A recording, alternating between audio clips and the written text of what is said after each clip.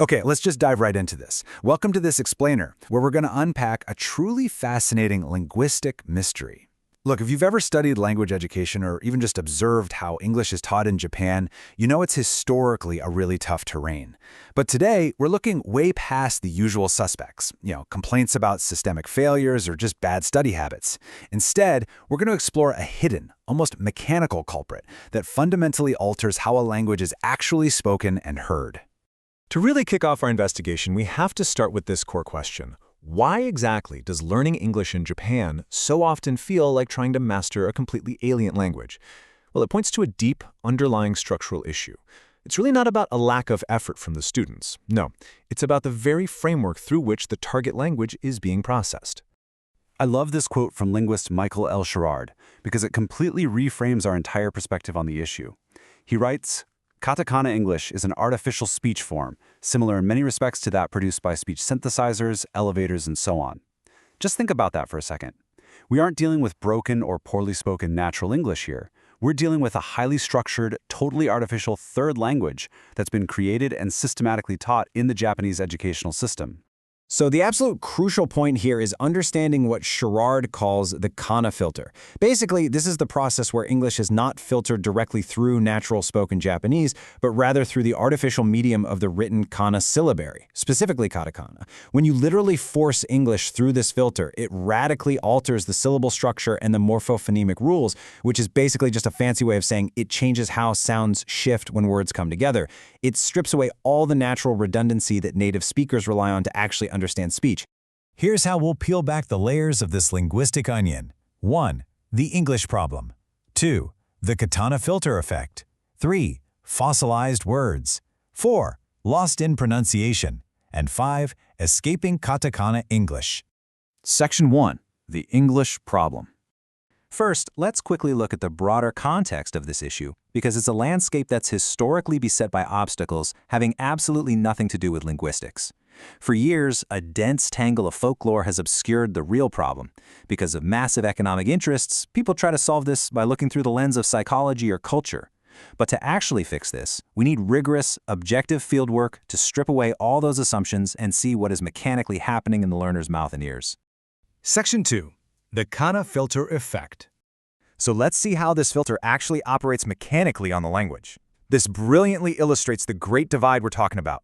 On one hand, you have natural American English. It's a stress-time language, meaning it relies on a super complex encoding scheme where sounds blur, drop, and shift based entirely on stress and history.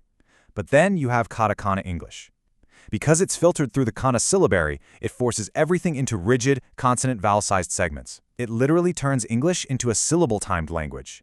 And as you can probably guess, when you force a fluid, stress-timed rhythm into an alien, rigid, syllable-timed structure, communication breaks down almost entirely.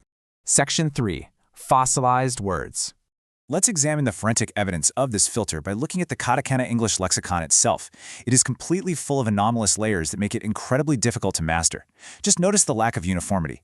Words like soccer and college are encoded using the ah vowel, which is an attempt to mimic pronunciation. But then words like hockey and copy use the o vowel, which is based strictly on spelling. In normal spoken English, all 4 of those words share the exact same vowel sound. But the Japanese learner is forced to rely on rote memorization for these arbitrary rules, completely wasting energy on distinctions that just don't exist in natural English. Section 4. Lost in pronunciation.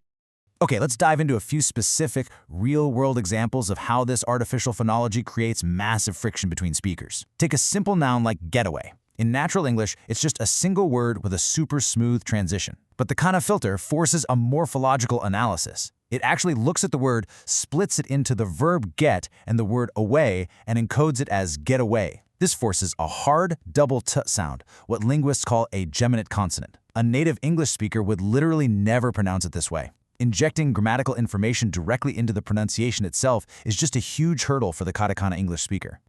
Or imagine a Japanese speaker trying to say born in Osaka. The filter intuitively divides the phrase by grammar, born plus in plus Osaka. When pronouncing the N, they use the Japanese syllabic N. But to an American ear, that N before a vowel sounds exactly like an NG. So what's the result? The American hears born in Osaka.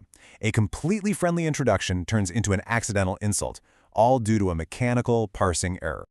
But remember, this is a two-way street of confusion. When an American speaker says born in Osaka naturally, they aren't pausing at grammatical breaks. They blur the sounds together. The N in born connects directly to the N in in, and the N in in connects to the O in Osaka. So the Katakana English speaker, who is expecting neat, separated syllables, instead hears this rapid string of vowels and consonants, boy nor saka. To them, it's practically incomprehensible.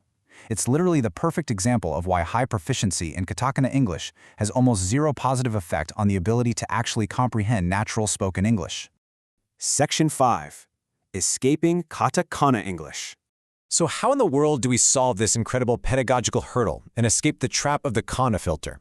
Well, the groundbreaking solution proposed by Sherard is a textbook approach that directly acknowledges this artificial language. The text deliberately places the katakana style right next to the natural American style. It doesn't pretend katakana English doesn't exist. It puts it front and center so students can visually and auditorily compare their habits with reality. By directly comparing the two, this curriculum achieves several critical things. First, it completely validates the student's struggle by treating Katakana English and Natural English as distinct, separate entities. It gives them actual awareness of their own linguistic behavior.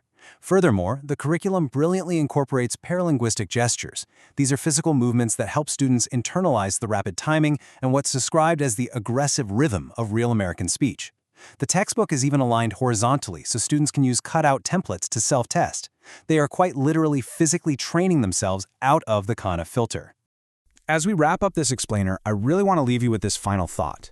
We've seen how deeply the katakana syllabary acts as a silent, mechanical filter, completely rewriting a language before it even leaves the speaker's mouth. So if a written alphabet can secretly rewrite a spoken language so entirely, how might our own native languages be acting as invisible filters when we try to learn something new? What unseen linguistic filters are shaping the way you hear the world? Thank you so much for joining me, and keep questioning what you hear.